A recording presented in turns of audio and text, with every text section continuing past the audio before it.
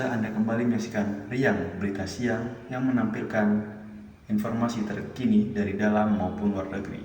Bersama saya, Apriliana Dunakito, yang akan menyampaikan berita terpercaya, terbaik, dan teraktual. Berikut adalah berita utama pada siang kali ini.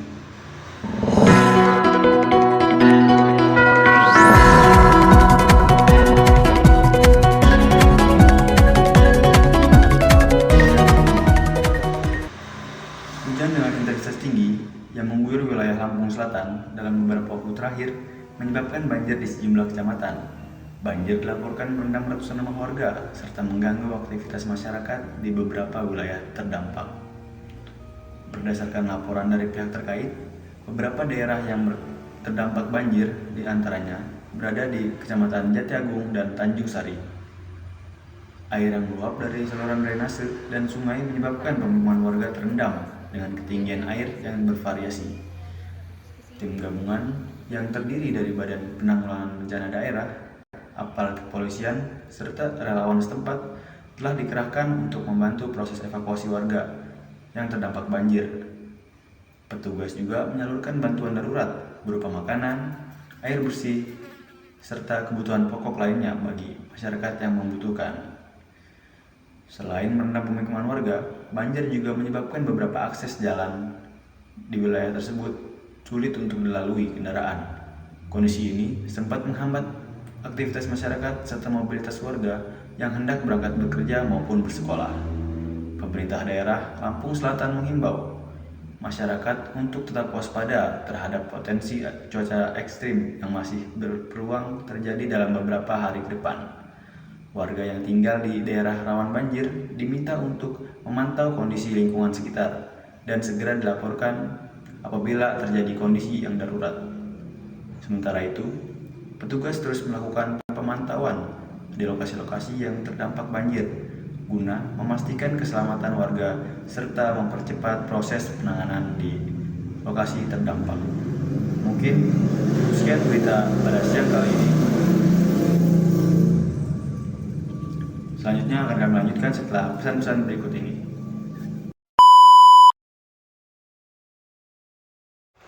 Halo semuanya, perkenalkan nama saya Apriliana Dunakito dari program studi pariwisata. Kali ini saya akan menyampaikan materi bertema pariwisata Indonesia sebagai mesin kemajuan ekonomi dan penjaga identitas budaya. Nah, kekayaan ganda sebagai aset strategis bangsa. Seperti yang kita tahu, Indonesia memiliki banyak sekali kekayaan alam, mulai dari pantai, gunung, hutan, dan laut dan lain-lainnya. Di sisi lain, Indonesia juga memiliki banyak sekali budaya. Di Sabang sampai Merauke terdapat lebih dari 30 suku dan budaya yang berbeda-beda. Nah, itu menjadi daya tarik utama bagi wisatawan. Hal itu menjadi daya tarik utama bagi wisatawan domestik maupun mancanegara. Industri pariwisata menjadi salah satu sektor penting yang dapat mendorong pertumbuhan ekonomi nasional. Pariwisata tidak hanya memberikan pemasukan bagi negara melalui devisa, tapi juga menciptakan lapangan pekerjaan, pembangunan daerah, serta memperkenalkan budaya Indonesia ke dunia internasional. Nah, bagi yang belum tahu apa sih industri pariwisata? Industri pariwisata itu adalah mencakup berbagai kegiatan ekonomi yang berkaitan dengan penyediaan layanan wisata seperti transportasi, akomodasi, restoran, hiburan, serta jasa perjalanan. Di selanjutnya ada ekosistem industri lebih dari sekedar perjalanan. Nah, di industri pariwisata ini tidak hanya jalan-jalan, tidak hanya berwisata, tapi banyak yang terlibat dalam kegiatan industri pariwisata. Di sini tertulis industri pariwisata adalah rantai pasok ekonomi lintas sektoral yang diaktifkan oleh pergerakan manusia. Jadi di industri pariwisata ini tidak hanya satu atau dua orang yang terlibat dalam kegiatan industri pariwisata, tetapi ada beberapa seperti akomodasi, transportasi, restoran, F&B, hiburan atau atraksi yang ingin tertuju, dan jasa perjalanan atau agensi yang menyediakan jasa perjalanan. Nah, jadi semua ini saling berkaitan.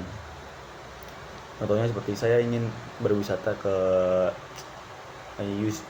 Bali, pasti saya akan membutuhkan hotel, akomodasi untuk menginap, juga transportasi untuk pergi ke destinasi wisata tersebut, dan selama wisata dan restoran.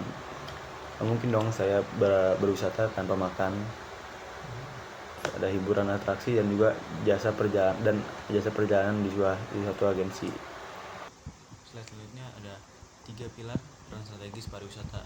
Pilar pertama itu ada pilar ekonomi. Nah, pilar ekonomi ini menunjukkan kalau pariwisata punya peran besar dalam meningkatkan ekonomi negara. Ketika wisatawan datang ke suatu tempat, pasti mereka akan mengeluarkan uang kan untuk kebutuhan wisata mereka. Misalnya kayak hotel, penginapan, makan, transportasi, atau beli oleh-oleh. Nah, dari situ negara bisa mendapatkan devisa dan ekonomi suatu daerah pun juga ikut bergerak. Nah, selain itu, pariwisata juga membuka banyak lapangan pekerjaan untuk masyarakat. Yang tadi saya bilang, memunculkan rantai pasok ekonomi sektoral sehingga dapat menciptakan banyak lapangan pekerjaan. Bisa dari pegawai hotel, restoran, tour guide, atau jualan kerajinan dan souvenir di dekat destinasi wisata. Yang kedua ada pilar infrastruktur dan daerah. Artinya itu adalah pariwisata bisa mendorong pembangunan di suatu daerah kalau suatu tempat dijadikan destinasi wisata. Nah, kalau suatu tempat dijadikan destinasi wisata, bisa itu pemerintah membangun banyak fasilitas seperti jalan, penginapan, halte, dan tempat wisata, dan membangun tempat wisata yang lebih baik. Nah, contohnya kayak di ITERA ini kan, dulunya banyak tanah kosong, masih hutan-hutan, sekarang sudah berkembang jadi lebih maju. Selanjutnya ada pilar yang terakhir adalah sosial dan budaya. Nah, yaitu pariwisata bisa membantu melestarikan budaya lokal seperti tarian daerah, upacara adat, dan kerajinan tradisional. Karena itu jadi daya tarik utama bagi wisatawan asing yang datang ke Indonesia. Di slide selanjutnya ada mesin makroekonomi dan sumber devisa. Di sini tertulis setiap transaksi wisatawan adalah suntikan langsung bagi stabilitas makroekonomi nasional. Nah, pada pilar ini tuh dijelaskan bahwa pariwisata bisa menjadi salah satu penggerak ekonomi negara. Nah, ketika wisatawan mancanegara datang ke Indonesia nih, pasti mereka membawa uang dari negara mereka, berupa dolar ataupun yang lainnya. Terus uang tersebut kemudian digunakan untuk berbagai kebutuhan kayak buat nyewa hotel, transportasi, makanan, ataupun beli oleh-oleh. Semua transaksi itu akan menambah pendapatan dan juga devisa negara. Jadi bisa disimpulin bahwa setiap kedatangan wisatawan asing memberikan dampak langsung terhadap pertumbuhan ekonomi yang ada di Indonesia. Nah, selanjutnya ada efek pengganda lapangan kerja. Seperti yang tadi saya bilang, industri pariwisata itu adalah rantai pasok ekonomi sektoral yang dimana banyak sektor-sektor yang terlibat di dalamnya, tidak hanya satu atau dua tapi banyak, sehingga dapat menciptakan lapangan pekerjaan yang cukup luas. Nah, di sini terbagi menjadi dua, yaitu pekerjaan langsung dan pekerjaan tidak langsung. Pekerjaan langsung contohnya adalah pekerja hotel, pemandu wisata, dan kru transportasi wisata. Dan pekerjaan langsung contohnya seperti pengrajin souvenir, petani pemasok restoran, atau pekerja konstruksi fasilitas. Nah, selanjutnya ada desentralisasi dan pemerataan potensi daerah. Dan di saat ini tuh dijelaskan bahwa pariwisata tidak hanya berkembang di suatu daerah saja, tapi juga bisa mendorong pemerataan dan perkembangan di berbagai daerah di Indonesia. Contohnya aja kayak Bali nih. Bali itu sudah menjadi destinasi wisata yang terkenal di dunia dengan fasilitas yang lengkap lah dan terstandar internasional. Selain itu juga ada Candi Borobudur nih, yang menjadi pusat wisata budaya dan sejarah. Kemudian juga ada Raja Ampat yang terkenal dengan keanekaragaman hayatinya, sehingga menjadi salah satu tujuan wisata alam yang terbaik di dunia. Dari contoh itu kita bisa melihat kan, bahwa pariwisata dapat mendorong pertumbuhan ekonomi di berbagai daerah. Bahkan daerah yang sebelumnya kurang terkenal aja bisa berkembang dan menjadi pusat perekonomian baru. Nah, di pilar ketiga ini ada insentif pelestarian budaya dan tradisi. Di sini ada 3 poin utama. Yang pertama ada motivasi pelestarian. Masyarakat lokal memiliki dorongan ekonomi dan kebanggaan untuk terus menjaga warisan leluhurnya. Nah, jadi masyarakat di daerah tersebut tidak hanya memikirkan ekonomi daerahnya saja, tapi juga memikirkan dan menjaga agar warisan budaya tersebut tetap ada hingga beberapa tahun ke depan. Selanjutnya di poin yang kedua ada pencarian keautentikan. Wisatawan datang untuk mencari pengalaman budaya yang asli dan unik. Nah, biasanya tuh wisatawan asing tuh datang untuk mencari pengalaman-pengalaman baru yang belum ia rasakan di tempat mereka berasal. Makanya wisatawan asing tuh sering datang ke suku-suku Baduy, suku Dayak yang notabene tidak ada di daerah-daerah mereka. Selanjutnya ada valuasi ekonomi, yaitu tarian tradisional, upacara adat, dan kerajinan daerah mendapatkan nilai ekonomi langsung. Selanjutnya ada membangun citra internasional. Di sini tertulis pariwisata bertindak sebagai diplomasi akar rumput. Artinya, setiap wisatawan yang pulang membawa cerita positif secara langsung meningkatkan citra dan posisi Indonesia di mata dunia. Itu maksudnya tuh setiap wisatawan yang merasa puas setelah berlibur di Indonesia, pasti dia akan membawa cerita positif terkait yang ada di Indonesia, seperti kekayaan alamnya, keberagaman budayanya, atau keramahan masyarakatnya. Nah, itu secara langsung meningkatkan citra atau kesan serta posisi Indonesia di mata dunia. Selanjutnya ada, selain itu ada juga tantangan industri pariwisata saat ini. Tantangan yang pertama itu ada infrastruktur yang belum merata. Nah, artinya masih ada beberapa daerah wisata yang sebenarnya punya potensi besar, tapi aksesnya masih sulit dijangkau oleh para wisatawan. Misalnya jalan yang kurang bagus, transportasi yang masih terbatas, atau fasilitas wisata yang kurang memadai.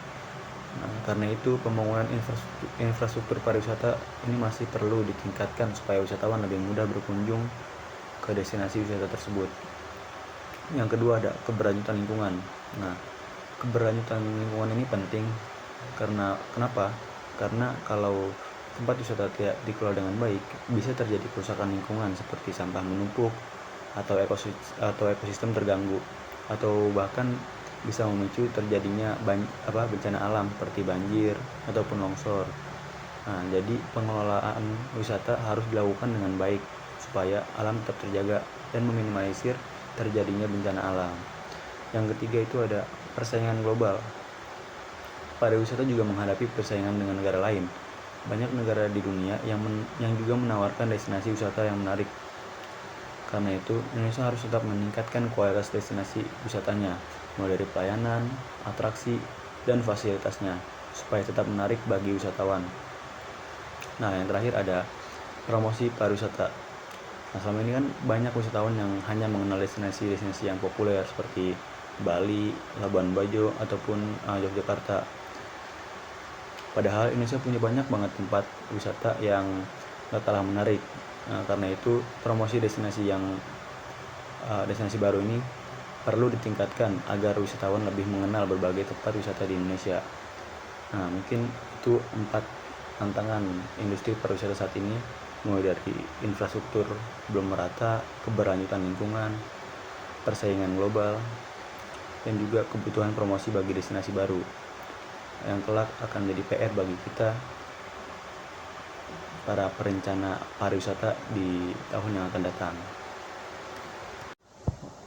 Nah, di sini ada daftar pustaka.